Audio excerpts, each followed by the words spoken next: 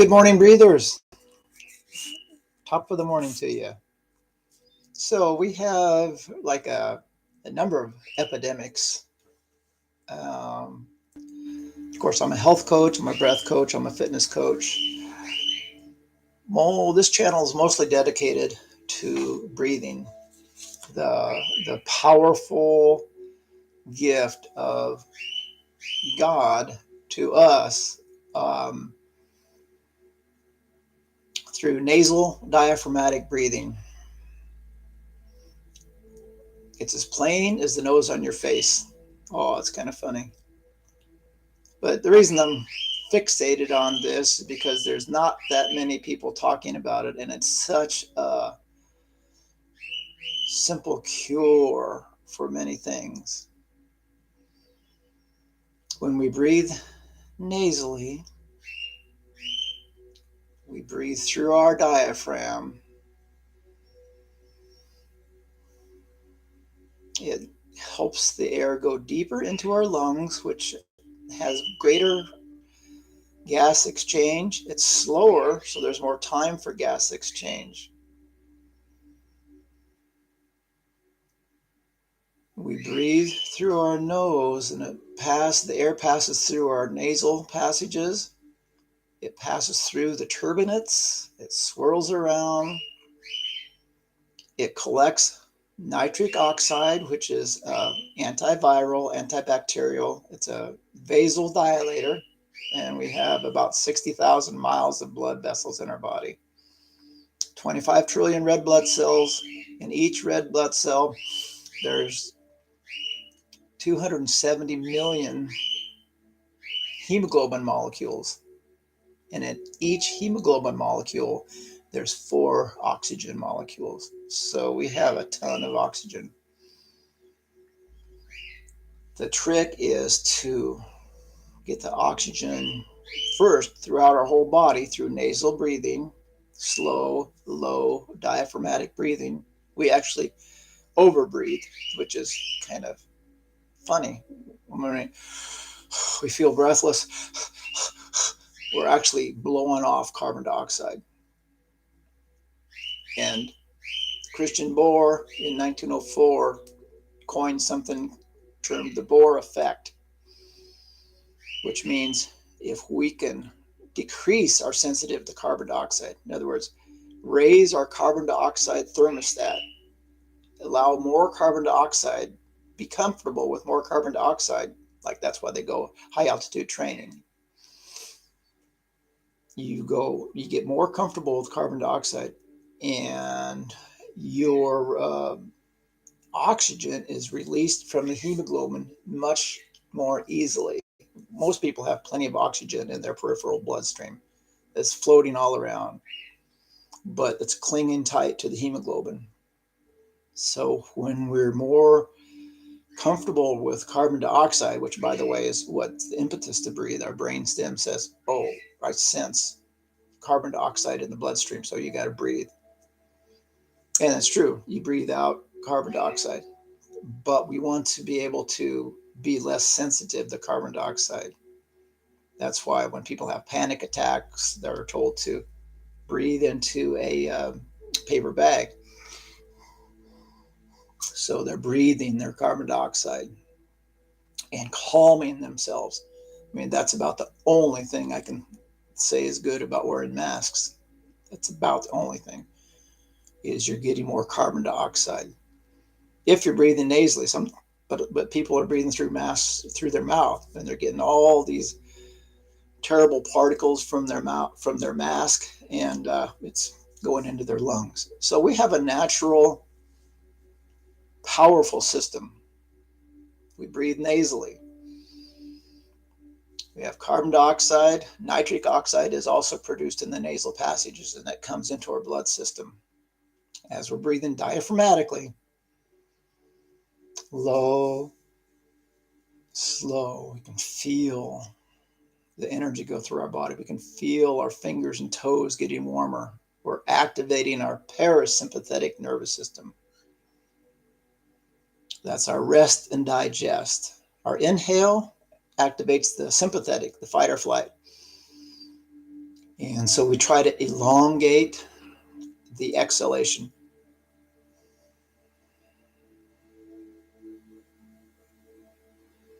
And we work with that. And that increases our parasympathetic, our rest and digest, our healing. And it also makes our fingers and toes warm, gives us more saliva in our mouth. It's a symbol of a symptom of parasympathetic activation. So one of the epidemics I wanted to talk about was cpap machines, which work very well, but they also are an indication of dysfunctional breathing, and snoring, which is also, it's not a judgment. None of this is a judgment. It's just a fact. That's dysfunctional breathing. So with my breath reclamation project, we can retrain our bodies. Breathe slow, low, and deep. Oxygenate every cell in our body. Open up those 60,000 miles of blood vessels. Oxygenate our brain. Have better digestion, better mental clarity. We take control to some degree of our autonomic nervous system. Like, for example, when you take a cold shower, that's another one of my hacks. Take a cold shower and breathe through it. Breathe nasally. Turn the shower on cold, step in, but step out of the water. Don't be right in the water if you can. And just take a few slow breaths through your nose. And say to yourself, the cold is my warm friend. That's one of Wim Hof's quotes, so I have to credit him with that. And you control. If you feel like you have to shiver, go ahead. You'll get over that. Sometime you'll be able to go in there without shivering because your body's going to adjust. And you are taking, and you warm up. You're taking control of your autonomic nervous system. You have a natural response to shiver in the cold water, but you don't need to. You've trained yourself to do that. So with my program, my 5x5x5x5, it's a 5-week dedicated time. It's dedicated during this time. You breathe 5 minutes every day. And the program gives you different breathing techniques, but the main thing is to breathe nasally. Shut your mouth and save your life. And focus on your breath just for 5 minutes. Get out of your mind, because you're always planning, thinking, worrying, stressing. Take 5 minutes. You'll lower your blood pressure.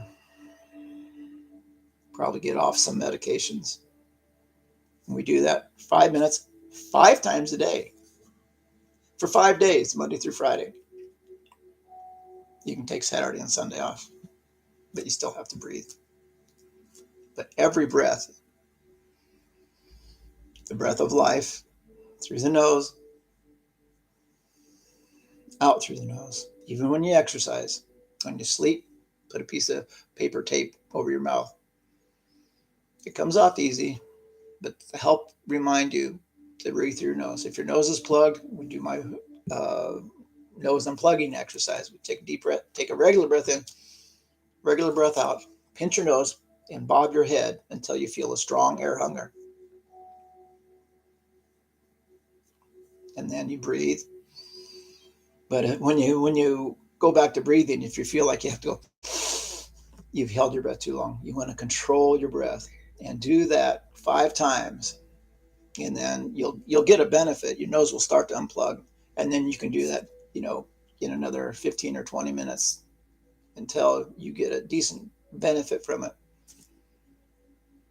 And once your nose is unplugged, keep it unplugged by breathing nasally, opening up those air passages, strengthening those airways, strengthening your diaphragmatic muscle. So you do 5 times a day, 5 days a week for 5 weeks. And we'll watch. My program costs, this is kind of clever, I think, $555.50. Get it? 5 by 5 by 5 by 5. You get to talk with me once a week. It's mandatory. If you're not going to talk with me, then don't do it. I won't sell it to you if you're not going to follow the program. And it's just a workbook, basically. You have to watch one of these videos at the beginning of the week. You have to talk to me at the beginning of the week or at the end of the week, Saturday or Sunday, preferably. But whatever it works out for you, you have to talk to me once a week so I can support you. And we can go deeper into like your particular issues with nasal breathing. And I can help encourage you to the benefits of it. You can eliminate or at least vastly reduce your snoring, which your spouse will be happy with. You can eliminate or vastly reduce your need for a CPAP machine. With that, you'd have to tell your practitioner that you're going to attempt this, and there's step-by-step ways to do this responsibly. But we want functional breathing. We want you to breathe functionally when you're awake. We want you to breathe functionally when you are exercising, nasally, calmly. We want you to breathe functionally when you're sleeping. Tape your mouth. Breathe through your nose. The benefits are immeasurable. The cost for my program is very minimal. It'll save you, potentially, it could save you thousands of dollars. It could save your health. And it's a natural, non-medical, non-pharmaceutical, and it's very powerful. You're breathing 25,000 times a day anyway. Let's take 5 minutes and focus. 5 minutes and focus and let your health be restored. Rejuvenate your system. You've been gifted by your ancestors an amazing vehicle. You could liken it to one of the new Chevrolet Corvettes. I love those. They look so powerful and strong. So imagine all of us are riding around in a Chevrolet Corvette, revved up to the gills, with all the accessories, all the power-ups or whatever. I'm not a gearhead, so I can't really be, I don't know how to describe it, greater carburation, greater exhaust. So we're sitting in the midst of this powerful, strong vehicle. It's amazing. But we believe we're in a little old-fashioned Volkswagen Bug that's rusty and the tires aren't right and the air filter doesn't work and it sputters and stutters. We think we're in that, but we're in this Chevy Corvette. And we're feeding this awesome Chevy Corvette the food that this Volkswagen Bug would do, like bad fuel, bad oil, improper airflow. Let's start with the airflow. Start with the thing we do 25,000 times a day. Let's start with the breath. And let's see the wonders. Let's use the gift that we've been given. Let's use it. It's for our use. The nose is not a mistake. The turbinates inside the nose are very functional. The diaphragm is a very understood, if that's the right way of saying it, muscle. It's a very important mechanism. It's in the center of our body. It's central, just like our breath. Our respiratory system is there for our optimal health. So check it out and talk to me about my 25 days to optimal health. You won't regret it. Anyway, thanks, breathers. Shut your mouth and save your life. Coach Couch out.